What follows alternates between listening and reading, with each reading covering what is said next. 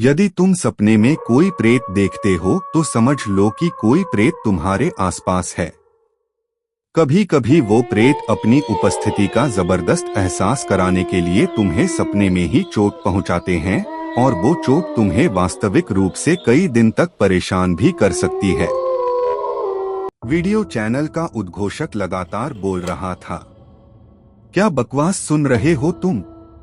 ये video channel दिन रात यही सब बकवास करते रहते हैं, कुछ अच्छी बातें भी देख लिया करो, अदिति ने सिड को समझाते हुए कहा। सही कह रही हो अदिति, ये सब बकवास सुनने से दिमाग में कई किस्म के भ्रम पल जाते हैं, सिड ने वीडियो चैनल को बंद करते हुए कहा। सुनो, 4 दिन के लिए मम्मी के घर जाना है, तुम खाने का कैसे करोगे? कुछ घर से ही भिजवा दिया करूँ या तुम खाना खाने घर ही आ जाया करोगे? अदिति ने सिड से पूछा। अरे यार, मेरे खाने की चिंता तुम मत करो, कुछ न कुछ हो जाएगा, कभी तुम्हारे घर कभी स्विग्गी जिंदाबाद, सिड ने जवाब दिया।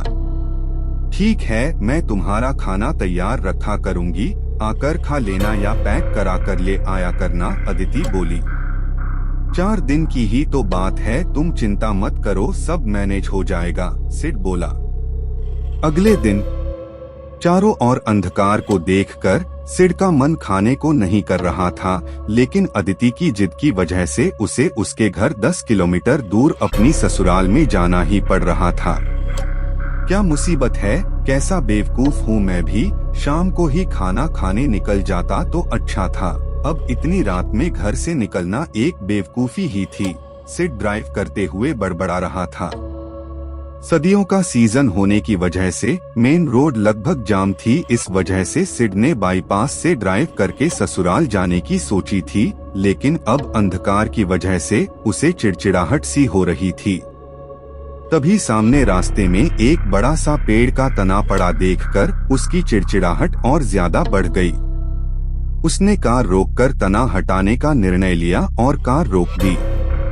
तना काफी भारी था, जैसे ही उसने वो तना उठाया, सामने काले कपड़े पहने अंधेरे में अंधेरे का हिस्सा बना वो हैवान उसके सामने आ गया।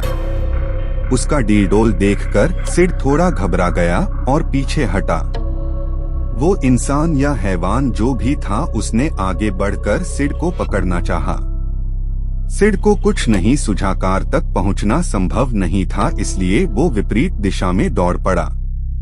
वो इंसान या हैवान जो भी था अब सिड के पीछे दौड़ रहा था। रास्ता इतना खराब था कि सिड चाहकर भी तेज नहीं दौड़ पा रहा था। सिड ज्यादा देर न दौड़ सका, जल्दी ही उस हैवान ने सिड को पीछे से पकड़ लिया और उसकी विशाल भुजाएं सिड की छाती पर लिपट गई। उस हैवान की पकड़ इतनी मजबूत थी, सिड उस पकड़ से निकल नहीं पा रहा था।